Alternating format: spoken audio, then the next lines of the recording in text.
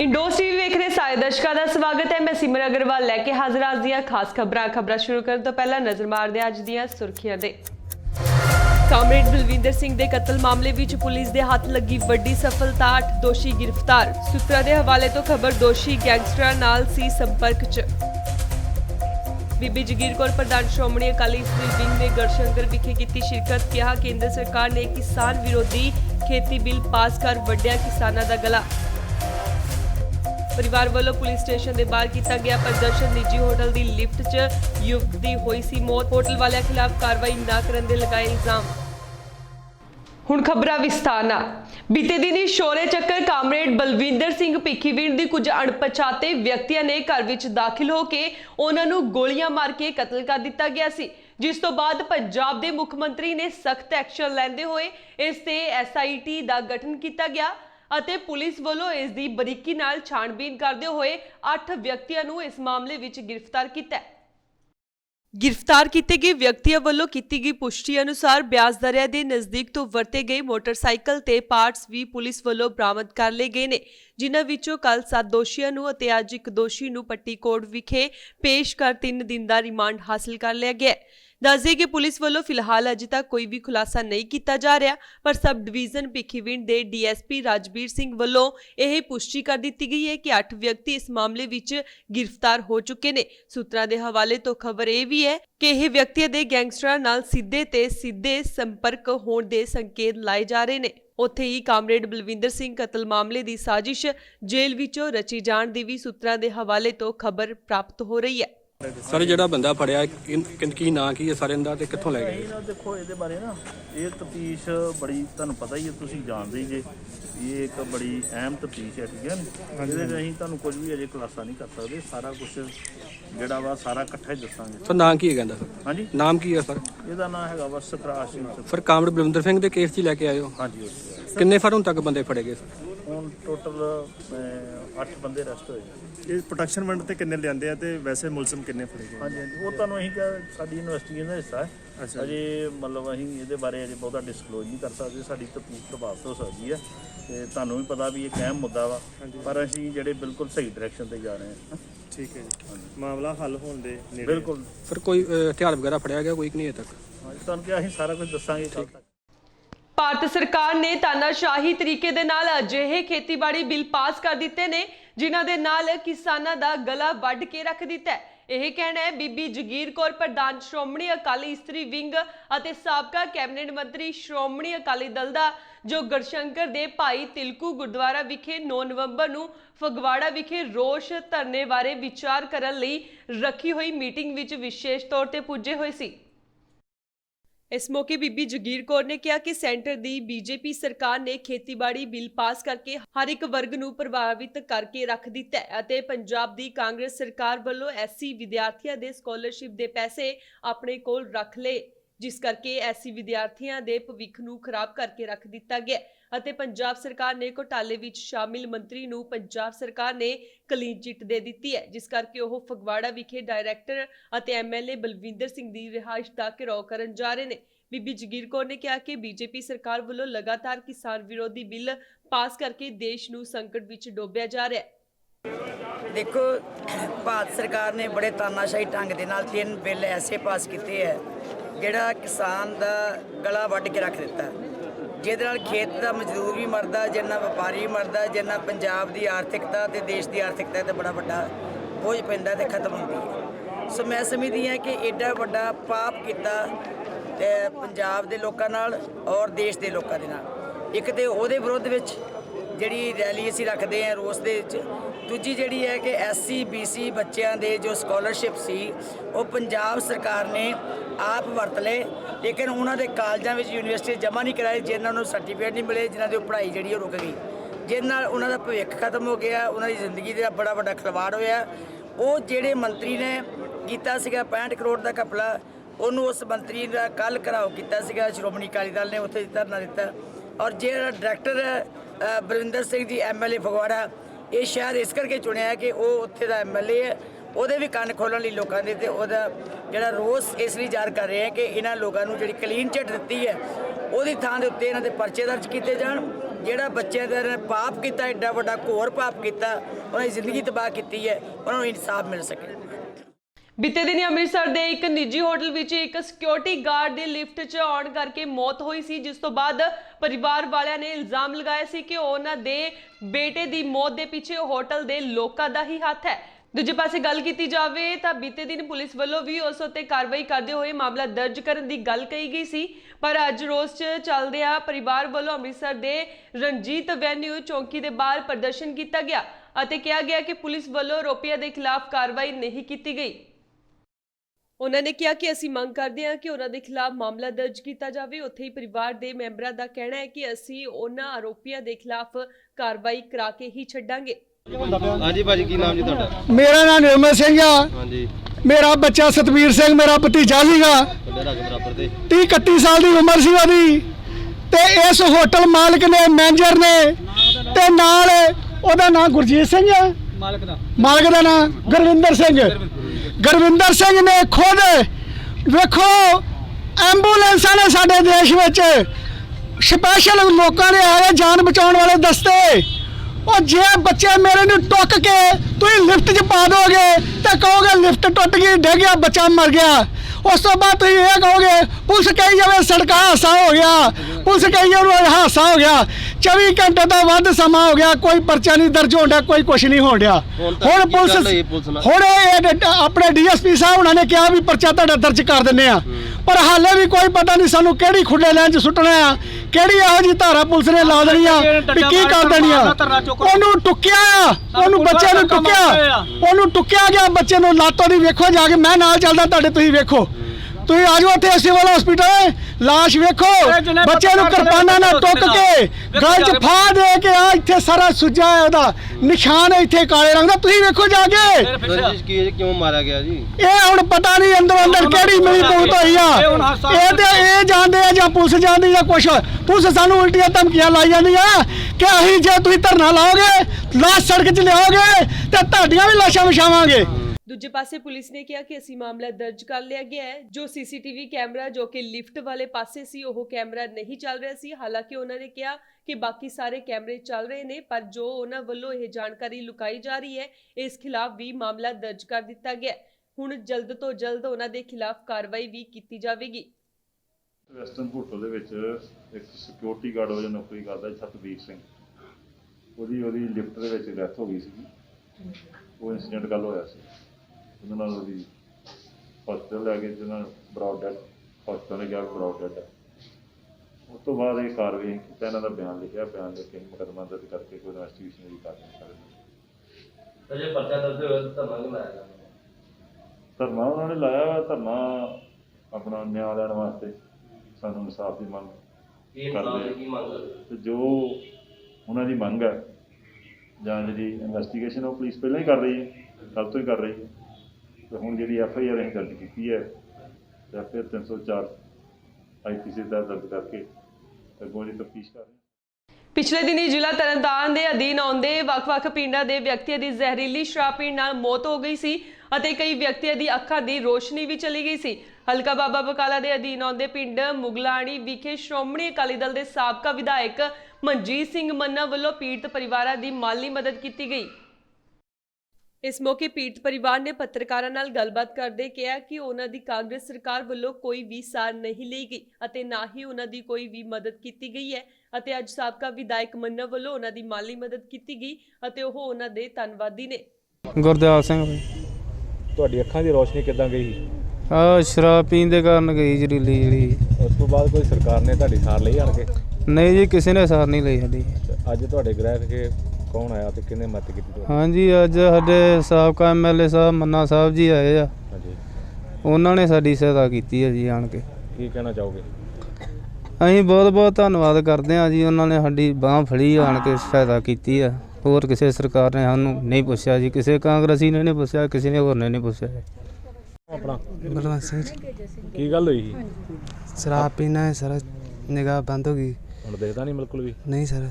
ਸਰਕਾਰ ਵੱਲੋਂ ਜਾਂ ਮਦਦ ਕੀਤੀ ਗਈ ਤੁਹਾਡੀ ਕੋਈ? ਨਹੀਂ ਸਰ, ਕਿਸੇ ਨੇ ਸੁਣਾਈ ਨਹੀਂ ਕੀਤੀ। ਅੱਛਾ ਜੀ, ਤੇ ਹੁਣ ਕਿਸ ਨੇ ਕੀਤੀ ਮਦਦ ਤੁਹਾਡੀ? ਹਾਂਜੀ, ਮਦਦ ਕਿਸ ਨੇ ਕੀਤੀ ਤੁਹਾਡੀ? ਹੁਣ ਮਨਜੀਤ ਸਿੰਘ MLA ਹਾਂਜੀ ਆਏ ਜੀ। ਹਾਂਜੀ ਹਾਂ ਅੱਛਾ ਜੀ, ਕੀ ਕਹਿਣਾ ਚਾਹੋਗੇ? ਮਨਜੀਤ ਸਿੰਘ MLA ਆਇਆ ਜੀ, ਹਾਂਜੀ। ਅਸੀਂ ਬਹੁਤ ਧੰਨਵਾਦ ਕਰਦੇ ਉਹਨਾਂ ਦਾ ਜੀ।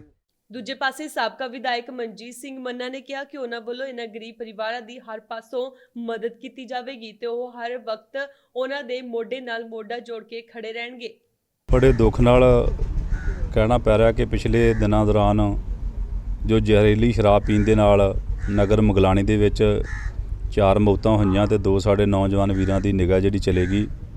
ਪਿੱਛੇ ਅਸੀਂ ਇਹਨਾਂ ਦੇ ਪਰਿਵਾਰਾਂ ਦੇ ਨਾਲ ਅਫਸੋਸ ਕਰਨ ਵਾਸਤੇ ਆਏ ਸੀ ਤੇ ਜਦੋਂ ਘਰਾਂ ਦੇ ਵਿੱਚ ਆਣ ਕੇ ਦੇਖਿਆ ਤੇ ਬੜਾ ਦੁੱਖ ਹੋਇਆ ਕਿ ਬਹੁਤ ਹੀ ਗਰੀਬ ਵਿਚਾਰੇ ਜਿਹੜੇ ਪਰਿਵਾਰ ਸੀ ਜਿਨ੍ਹਾਂ ਦੇ ਘਰ ਦੇ ਕਮਾਉਣ ਵਾਲੇ ਚਲੇ ਗਏ ਤੇ ਸਾਰੇ ਹੀ ਨਗਰ ਦੇ ਜ਼ਿੰਮੇਵਾਰ ਵੀਰਾਂ ਨੇ ਵੀ ਹੁਕਮ ਕੀਤਾ ਕਿ ਆਪਾਂ ਜਿੰਨੀ ਵੀ ਜੋਗੇ ਹਾਂ ਇਹਨਾਂ ਦੀ ਮਦਦ ਵੀ ਆਪਾਂ ਕਰਨੀ ਆ ਤੇ ਅਸੀਂ ਵਿਸ਼ਵਾਸ ਦਿਵਾ ਕੇ ਗਏ ਸੀ ਕਿ ਜਿੰਨੇ ਜੋਗੇ ਹਾਂ ਵੱਧ ਤੋਂ ਵੱਧ ਇਹਨਾਂ ਪਰਿਵਾਰਾਂ ਦੀ ਮਦਦ ਕਰਾਂਗੇ ਤੇ ਅੱਜ ਅਸੀਂ ਕੁਝ ਥੋੜ੍ਹੇ ਜਿਹੇ ਪੈਸੇ ਜਿਹੜੇ ਉਹ ਲੈ ਕੇ ਆਏ ਹਾਂ। ਅਸੀਂ ਉਹਨਾਂ ਪੈਸਿਆਂ ਨਾਲ ਉਹ ਘਾਟਾ ਤਾਂ ਪੂਰਾ ਨਹੀਂ ਹੋ ਸਕਦਾ ਪਰ ਫਿਰ ਵੀ ਅਸੀਂ ਆਪਣੇ ਵੱਲੋਂ ਆਪਣਾ ਫਰਜ਼ ਸਮਝਦੇ ਹੋਏ ਇਹਨਾਂ ਪਰਿਵਾਰਾਂ ਦੀ ਅੱਜ ਮਦਦ ਕਰਨ ਵਾਸਤੇ ਆਏ ਹਾਂ ਤੇ ਆਉਣ ਵਾਲੇ ਸਮੇਂ 'ਚ ਵੀ ਇਹਨਾਂ ਪਰਿਵਾਰਾਂ ਨੂੰ ਵਿਸ਼ਵਾਸ ਦਿਵਾਉਂਦੇ ਹਾਂ ਕਿ ਬੜਾ ਵੱਡਾ ਇਹਨਾਂ ਪਰਿਵਾਰਾਂ 'ਤੇ ਦੁੱਖਾਂ ਦਾ ਪਹਾੜ ਜਿਹੜਾ ਉਹ ਟੁੱਟਿਆ ਪਰ ਉਹ ਮਾਲਕ ਦਾ ਹੁਕਮ ਹੈ, ਉੱਥੇ ਕਰ ਕੁਛ ਨਹੀਂ ਸਕਦੇ ਤੇ ਅਸੀਂ ਆਪਣੇ ਵੱਲੋਂ ਇਹਨਾਂ ਪਰਿਵਾਰਾਂ ਦੇ ਮੋਢੇ ਦੇ ਨਾਲ ਮੋਢਾ ਜੋੜ ਕੇ ਖੜੇ ਹਾਂ। ਜਦੋਂ ਵੀ ਇਹ ਪਰਿਵਾਰ ਸਾਨੂੰ ਕੋਈ ਯਾਦ ਕਰਨ।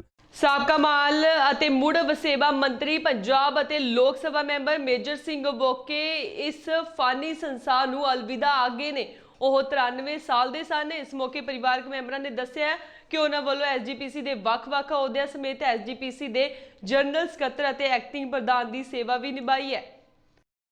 ਇਸ ਤੋਂ ਬਾਅਦ ਉਹ ਬਲਟੋਹਾ ਹਲਕੇ ਤੋਂ ਵਿਧਾਇਕ ਬਣੇ ਅਤੇ ਲਗਾਤਾਰ ਦੂਜੀ ਵਾਰ ਬਲਟੋਹਾ ਹਲਕੇ ਤੋਂ ਵਿਧਾਇਕ ਬਣਨ ਤੋਂ ਉਹ ਅਕਾਲੀ ਦਲ ਦੀ ਸਰਕਾਰ ਵਿੱਚ ਮੁੜ ਵਸੇਬਾ ਮੰਤਰੀ ਬਣੇ। 1997 ਦੀਆਂ ਲੋਕ ਸਭਾ ਚੋਣਾਂ ਦੌਰਾਨ ਉਹ ਅਕਾਲੀ ਦਲ ਟਿਕਟ ਤੇ ਲੋਕ ਸਭਾ ਮੈਂਬਰ ਚੁਣੇ ਗਏ ਅਤੇ 27 ਅਪ੍ਰੈਲ 1927 ਨੂੰ ਜਨਮੇ ਮੇਜਰ ਸਿੰਘ ਉਬੋਕੇ ਨੇ ਆਪਣਾ ਸਾਰਾ ਜੀਵਨ ਸਾਦੇ ਢੰਗ ਨਾਲ ਲੋਕ ਸੇਵਾ ਨੂੰ ਅਰਪਿਤ ਰਹਿ ਕੇ ਬਤੀਤ ਕੀਤਾ।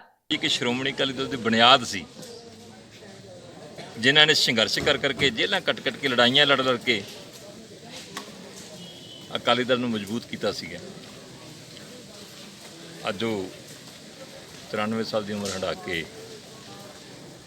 ਚਲੇ ਗਏ ਨੇ। ਬਹੁਤ ਵੱਡੀ ਘਾਟ ਹੈ, ਪਰਿਵਾਰ ਵਾਸਤੇ ਤਾਂ ਹੈਗੀ ਹੈ, ਪੰਜਾਬ ਵਾਸਤੇ ਬਹੁਤ ਵੱਡੀ ਘਾਟ ਹੈ ਪਰ ਸ਼੍ਰੋਮਣੀ ਅਕਾਲੀ ਦਲ ਵਾਸਤੇ ਬਹੁਤ ਵੱਡੀ ਘਾਟ ਹੈ, ਪੰਥ ਨੂੰ ਬਹੁਤ ਵੱਡੀ ਘਾਟ ਹੈ। ਅਜਿਹੀ ਬੇਦਾਗ ਸ਼ਖਸੀਅਤ ਜਿਨ੍ਹਾਂ ਨੇ ਆਪਣਾ ਸਮੁੱਚਾ ਜੀਵਨ ਹੀ ਜਿਹੜਾ ਆ ਕੌਮ ਦੇ, ਧਰਮ ਦੇ, ਪੰਜਾਬ ਦੇ, ਸ਼੍ਰੋਮਣੀ ਅਕਾਲੀ ਦਲ ਦੇ ਲੇਖੇ ਲਾ ਦਿੱਤਾ ਹੋਵੇ, ਅਜਿਹੀ ਸ਼ਖਸੀਅਤ ਦੇ ਸੰਬੰਧ ਵਿੱਚ ਉਹਨਾਂ ਦੀ ਵਡਿਆਈ ਵਿੱਚ ਸ਼ਬਦ ਵੀ ਅਧੂਰੇ ਪੈ ਜਾਂਦੇ ਨੇ। ਔਰ ਮੈਂ ਸ਼੍ਰੋਮਣੀ ਅਕਾਲੀ ਦਲ ਵੱਲੋਂ ਉਹਨਾਂ ਨੂੰ ਦਿਲ ਦੀਆਂ ਗਹਿਰਾਈਆਂ 'ਚੋਂ ਸ਼ਰਧਾ ਦੇ ਫੁੱਲ ਭੇਂਟ ਕਰਦਾ ਔਰ ਨਾਲ ਹੀ ਮੈਂ ਅੱਜ ਦੀ ਪੀੜ੍ਹੀ ਨੂੰ ਬੇਨਤੀ ਕਰਾਂਗਾ ਕਿ ਇਹੋ ਜਿਹੇ ਅਕਾਲੀ ਬਣੋ ਜਿਹੋ ਜਿਹਾ ਜੀਵਨ ਸੀ ਜਸਦਰ ਮੇਜਰ ਸਿੰਘ ਉਬੋਕੀ ਜਿੱਦਾਂ ਉਹੋ ਜਿਹੇ ਜੀਵਨ ਦੇ ਧਾਰਨੀ ਬਣੋ। ਪੰਥਕ ਸੋਚ ਨੂੰ ਅਪਣਾਓ, ਪੰਥ ਦੀ ਖਾਤਰ ਖੜਨ, ਲੜਨ ਤੇ ਮਰਨ ਦੀ ਸਮਰੱਥਾ ਰੱਖੋ। ਅਕਾਲੀ ਆਗੂ ਵਿਰਸਾ ਸਿੰਘ ਬਲਟੋਹਾ, ਹਰਮੀਤ ਸਿੰਘ ਸੰਧੂ ਅਤੇ ਇਕਬਾਲ ਸਿੰਘ ਸੰਧੂ, ਚੇਅਰਮੈਨ ਮਾਰਕੀਟ ਤਰਨਤਾਰਨ ਦੇ ਸੁਬੇਗ ਸਿੰਘ ਧੁੰਨ, DC ਤਰਨਤਾਰਨ ਦੇ Kulwant Singh, DSP Dilbag Singh, Sandeep Agnihotri, Kashmir Singh Bhola, MC doctor Sukhdev Singh ਲੂਕਾ, ਦਲਬੀਰ ਸਿੰਘ ਜਹਾਂਗੀਰ ਵੱਲੋਂ ਮੇਜਰ ਸਿੰਘ ਉਬੋਕੇ ਦੇ ਪਰਿਵਾਰ ਨਾਲ ਦੁੱਖ ਸਾਂਝਾ ਕੀਤਾ ਗਿਆ ਅਤੇ ਅੰਤਿਮ ਸੰਸਕਾਰ ਵੇਲੇ ਸ਼ਾਮਿਲ ਰਹੇ। 328 ਪਾਵਰ ਸਰੂਪਾਂ ਦੇ ਲਾਪਤਾ ਹੋਣ ਮਾਮਲੇ ਤੇ ਲੱਗੇ ਮੋਰਚੇ ਦੌਰਾਨ ਪਿਛਲੇ ਦਿਨੀ SGPC ਟਾਸਕ ਫੋਰਸ ਤੇ ਸਤਿਕਾਰ ਕਮੇਟੀ ਦੇ ਸਿੱਖ ਜਥੇਬੰਦੀਆਂ ਦੇ ਵਿੱਚ ਹੋਏ ਟਕਰਾਅ ਤੋਂ ਬਾਅਦ ਮਾਮਲਾ ਕਾਫੀ ਗਰਮਾਇਆ ਸੀ, ਜਿਸ ਤੋਂ ਬਾਅਦ ਸਤਿਕਾਰ ਕਮੇਟੀ ਦੇ ਸੇਵਾਦਾਰ ਸੁਖਜੀਤ ਸਿੰਘ ਖੋਸਾ ਆਪਣੇ ਸਾਥੀਆਂ ਨਾਲ ਸ੍ਰੀ ਦਰਬਾਰ ਸਾਹਿਬ ਪਹੁੰਚੇ ਅਤੇ ਪੱਤਰਕਾਰਾਂ ਦੇ ਨਾਲ ਗੱਲਬਾਤ ਕਰਦਿਆਂ ਭਾਈ ਸੁਖਜੀਤ ਸਿੰਘ ਖੋਸਾ ਨੇ ਦੱਸਿਆ ਕਿ SGPC ਵੱਲੋਂ ਜੋ ਉਹਨਾਂ ਤੇ ਇਲਜ਼ਾਮ ਲਗਾਏ ਗਏ ਨੇ ਉਹ ਸਾਰੇ ਸਰਾਸਰ ਝੂਠ ਨੇ। ਅਗਰ SGPC ਇੱਕ ਵੀ ਇਲਜ਼ਾਮ ਉਹਨਾਂ ਤੇ ਸਾਬਿਤ ਕਰਦੇ ਤਾਂ ਉਹ ਆਪਣੇ ਆਪ ਨੂੰ ਅੱਗ ਲਗਾ ਲੈਣਗੇ ਅਤੇ ਕਾਰਵਾਈ ਵੀ ਕੋਈ ਨਹੀਂ ਹੋਏਗੀ। ਇਸ ਮੌਕੇ ਉਹਨਾਂ ਨੇ ਨਵਜੋਤ ਸਿੰਘ ਸਿੱਧੂ ਬਾਰੇ ਸੰਬੰਧ ਹੋਣ ਤੇ ਬੋਲਿਆ ਕਿ ਨਵਜੋਤ ਸਿੰਘ ਸਿੱਧੂ ਦੇ ਚੰਗੇ ਕਾਰਜਾਂ ਕਰਕੇ ਉਹਨਾਂ ਨੂੰ ਸਨਮਾਨਿਤ ਕੀਤਾ ਗਿਆ ਅਤੇ ਅਗਰ ਉਹ ਇਸੇ ਤਰ੍ਹਾਂ ਚੰਗੇ ਕਾਰਜ ਕਰਨਗੇ ਤਾਂ ਆਉਣ ਵਾਲੇ ਸਮੇਂ ਵਿੱਚ ਵੀ ਉਹਨਾਂ ਨੂੰ ਸਨਮਾਨਿਤ ਕੀਤਾ ਜਾਵੇਗਾ।